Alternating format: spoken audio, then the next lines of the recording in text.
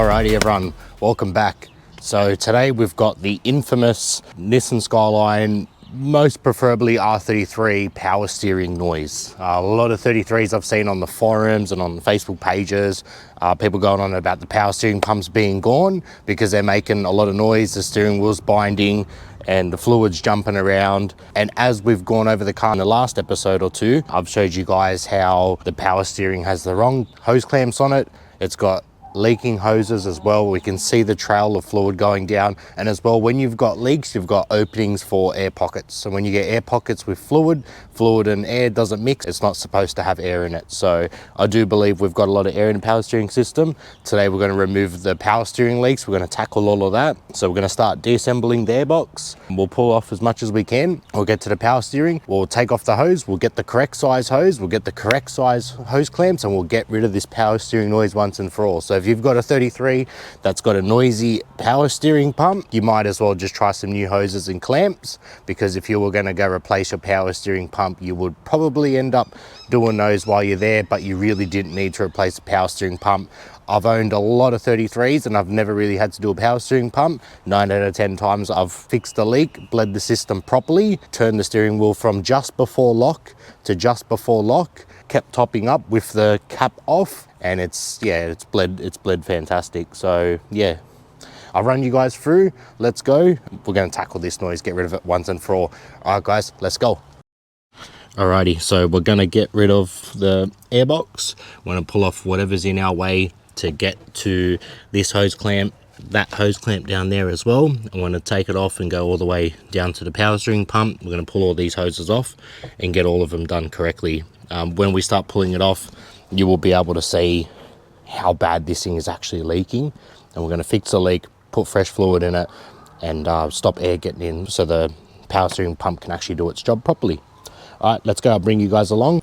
All right, so we're going to jack up the car first so we can easily access the hoses underneath, and as well for when we're bleeding the power steering, we want to be able to turn the steering wheel nice and lightly, and then we'll start deassembling everything on the front so we've got as much access as possible.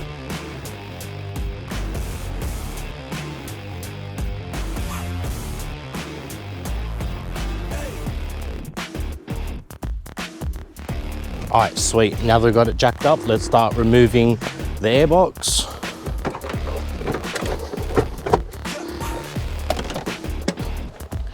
Get rid of this smelly thing.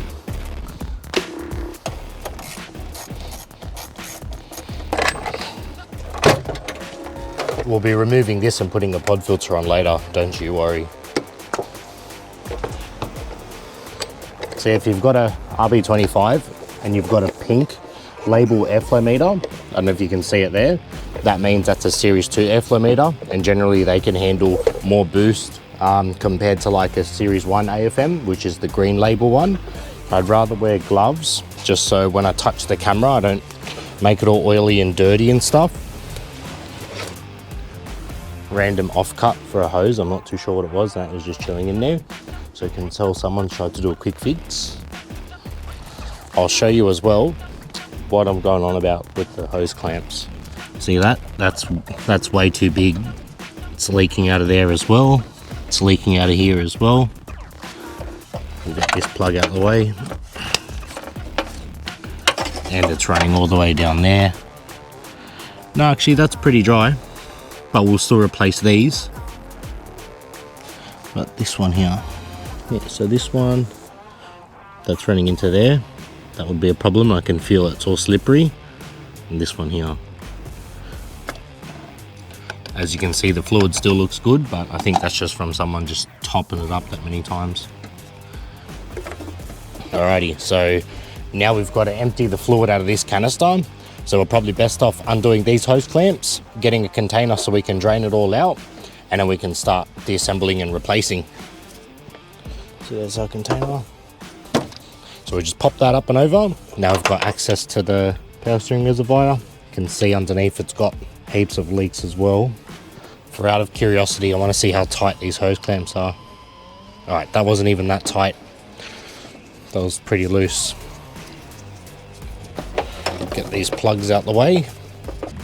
It's actually pretty funny how the biggest hose clamp that was supposed to be locking in that hose. The main one was actually one of the thinnest ones. Bit weird.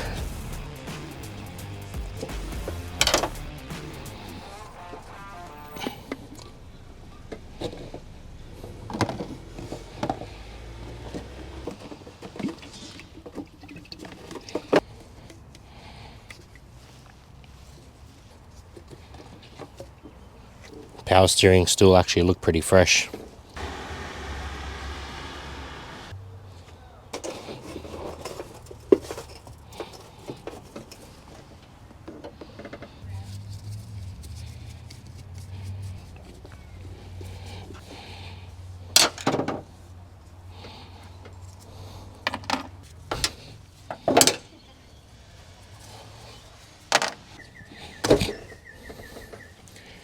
They've put this in there. Now, because that has a thread style, I don't think that would have locked in very well. And I know we've used a very similar fitting for the fuel line, but that was like, that had like steps, so it locks in.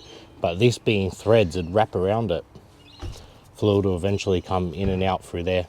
That is definitely the wrong adapter for that. Alrighty, so we found our first problem already. Now, when you're doing hoses, like of course, yeah, you can put a new hose and whatever, it might stop your old leak, but you've now created a new problem where if you use a coolant hose for transmission slash ATF slash power steering fluid compresses and decompresses at a different temperature. Same as coolant. Coolant has antifreeze and it pressurizes at different temperatures as well. So it's not made for this hose. Now, someone's been here before, and obviously, like I've said before, the engine's been changed, so I can't trust the Ks, I can't trust the engine. Really, we just have to start from scratch and go from there. But long story short, it says heater hose. Now, it makes sense that the hose could have expanded, let air in, closed up, expanded, let air in, where it just constantly sucks in air. So now we have to replace all the hoses. We've got to make sure that they're all correct power steering hoses, so the hoses can pressurize, decompress and compress at the right temperatures when the fluid's traveling through and the car's running. So let's pull these out. I'll give you a closer look as well. When I do whack this off, let me just get this last hose clamp off, because it didn't look like it was really leaking from here, but it looks like it's sweating. Yeah, good enough.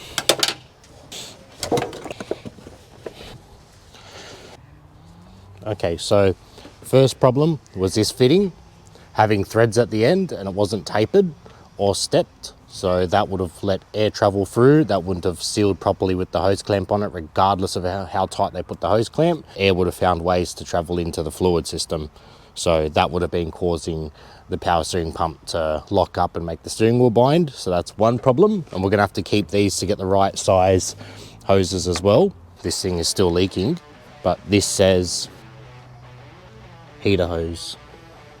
Right there. Wait, hose? Oh no, it says it here, sorry. Whoops. It says car heater hose.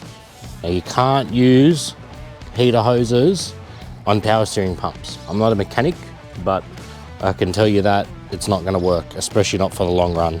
As you see, some cars that we buy, you know, they've even used hose clamps to seal up coolant pipes. So yeah, all right, we'll keep that as a dummy.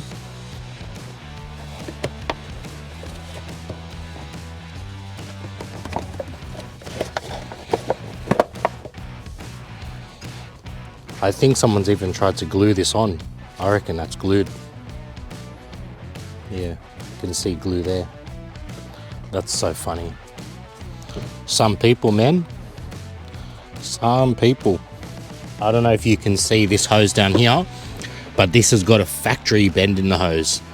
Now, the top of the hose looks like it's in good condition. The bottom of the clamp was a little bit loose, but it still didn't even have many sweaties running down it either. So we're gonna leave this still factory. I do believe this is still in good condition. It's not showing me any signs that it actually needs replacement. So we'll leave that. So at least it's as further away from the exhaust manifold as possible. And we'll just start from here and we'll work our way up to the reservoir, replacing that little hose, putting the right extra fitting there to give it some extra life, and yeah, do the other hose as well. So we'll save that one and we'll fix the other hoses.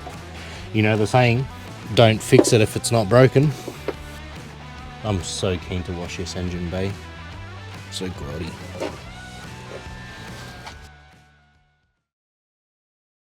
Alrighty guys, welcome back. We've got our new power steering hose. What we've used is a transmission hose. I don't know if you can see it there.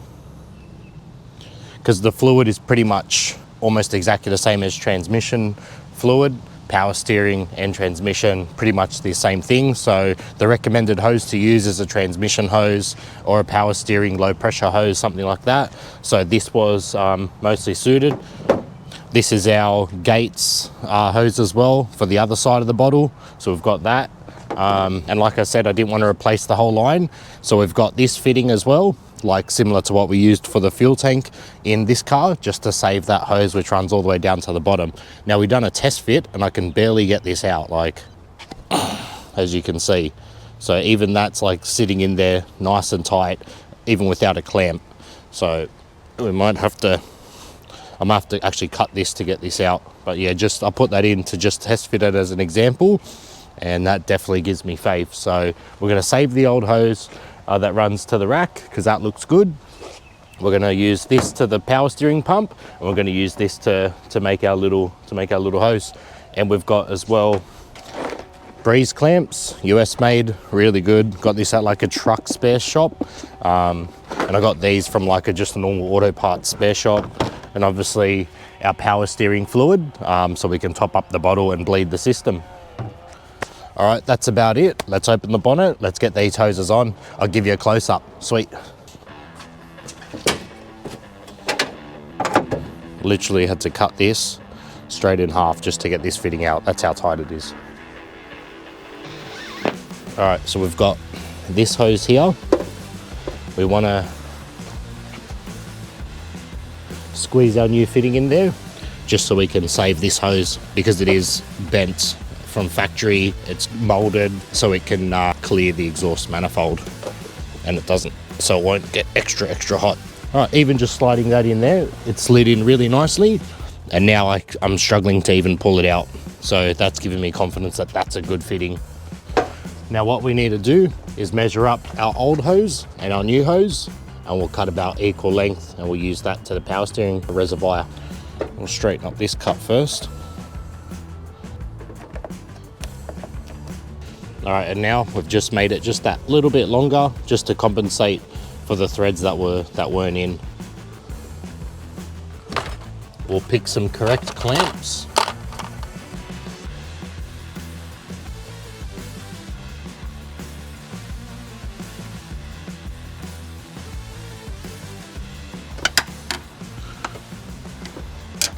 That's it, just nice and hand tight. She's not going nowhere. Now we'll put our next bit of the hose on. We'll get our next clamp, and that's not even coming off. Beautiful. So if you ever do need a fitting for any of your hoses, make sure you get one which is stepped, so it locks in nicely on the insides. So it should slide in nice, but it'll be very hard to pull out because it is applying pressure towards, not backwards. And obviously that resistance, it does help when you have fluid passing through. But like I said, I'm no mechanic. I'm just giving it a crack. Beautiful. So there's our fresh hose. We're gonna need to tackle the power steering. We're gonna have to put the big hose into the top of the power steering, and then the other side of the big hose into our reservoir. So we've got our small one there, and our big one which will run to the power steering pump, and our small one will run to the steering rack. Alrighty, so this is our old hose and this is our new hose. So what we want to do is just measure along the sides and just see how much length we need, and we'll just chop a little bit more just in case. So we'll probably cut it to about there.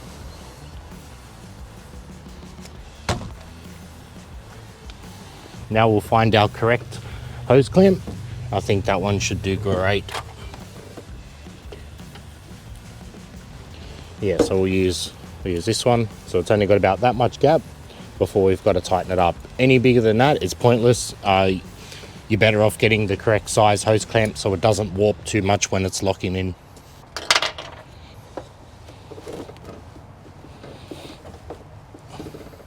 Oh yeah, that's a nice and snug fit. Have a look at that. As you can see, our fresh power steering hose fits nice and snug.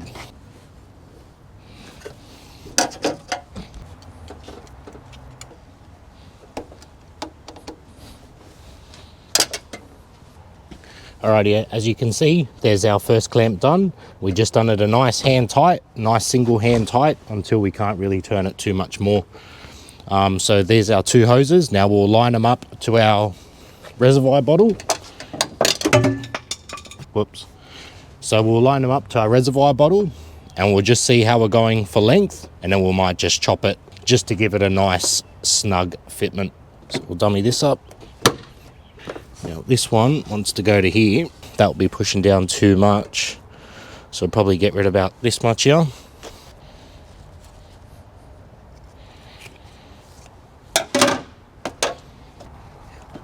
Yeah, beautiful, happy with that. Now for the hose clamp, we want to make sure that we can easily access the clamp. So when we're putting on the hose clamp, we've got to make sure that we think about where we're going to be attacking it from with the flatty or whatever tool that you do use to tighten it. So as you can see there, that's obviously not going to work. So we've got to pull that, maybe flip it this way. Beautiful. Now that's sitting in there nice and snug.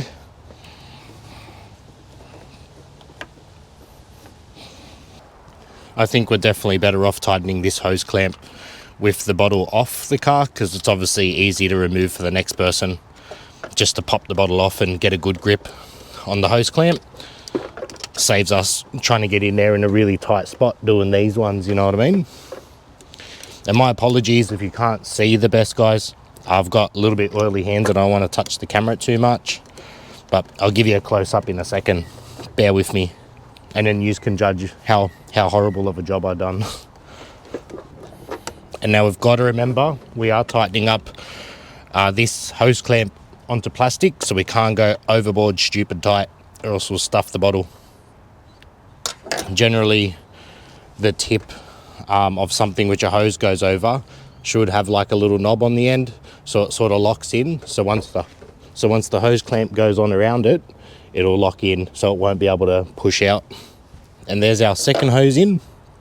That looks like it's a nice snug fitment. You can see the little knob on the end. It's sort of expanding up against the hose, which will apply perfect real estate for that hose clamp just to lock in on top, just like that, to prevent any future leaks.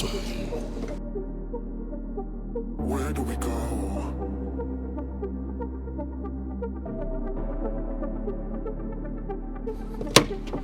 This is our new power steering hose that goes to the power steering pump.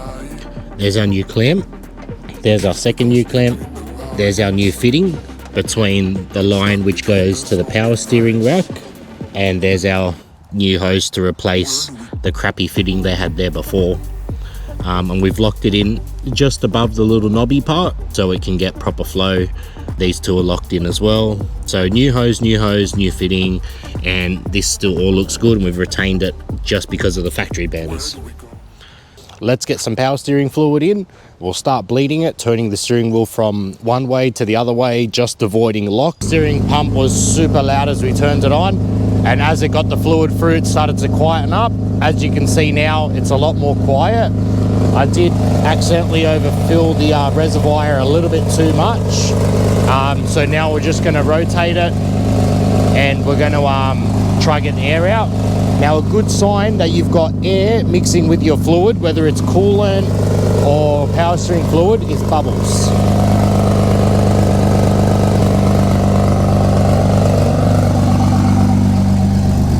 What we need to do to bleed it is we got to go just before lock, and we'll spin this way as well, just before lock. We'll go back this way as well, and as you can see, the reservoir is not frothing up and causing a commotion and bubbling how it did before.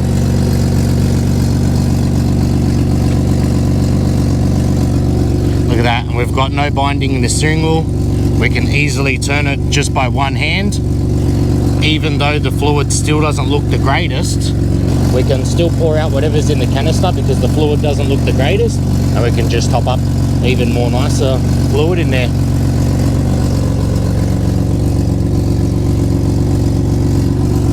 That's super quiet. I mean, I don't know if you remember when I was showing you previously, the fluid was jumping around in the reservoir bottle like this. Have a look now.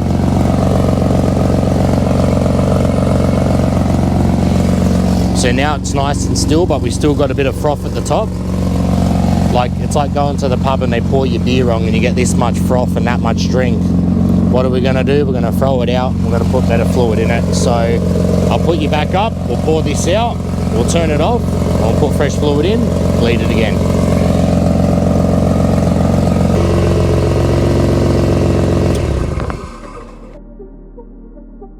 Where do we go?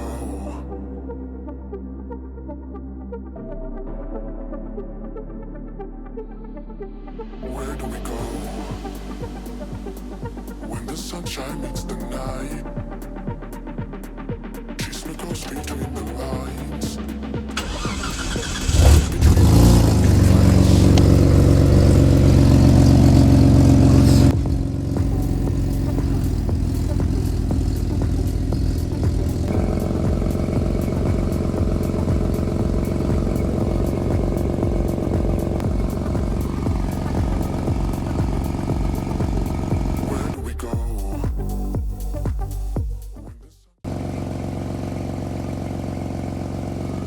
So we've pretty much been turning the steering wheel for about 5 minutes whilst checking the reservoir bottle, seeing if it's overfilling, see if it's getting frothy. We've heard no noise from the power steering pump. All the noise is coming from the bloody exhaust leak. That's our fluid now. No air bubbles. Not really seeing any leaks. I'll sort of give this a wipe up or double check it, but for now, pretty happy with that. I'll give it a clean and yeah, we'll double check it. Let's go.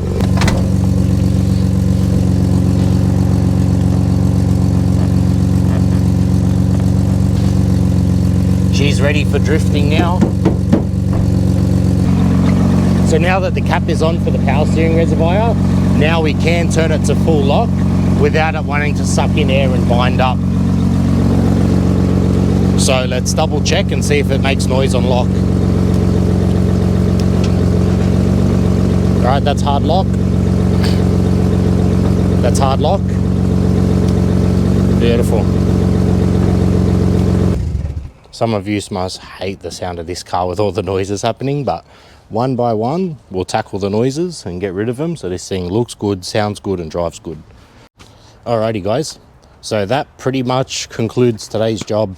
We fixed the power steering whining and binding, and the fluid was stuffed and it had leaks. We fixed all that without having to replace the power steering pump.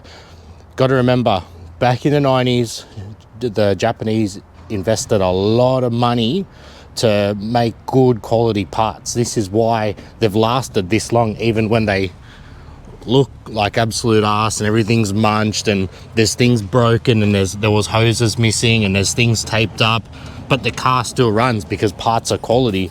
So if you do have a power steering pump, you won't have to replace it. You've probably just got a couple of leaky hoses with the wrong hose clamps and maybe even the wrong material hose.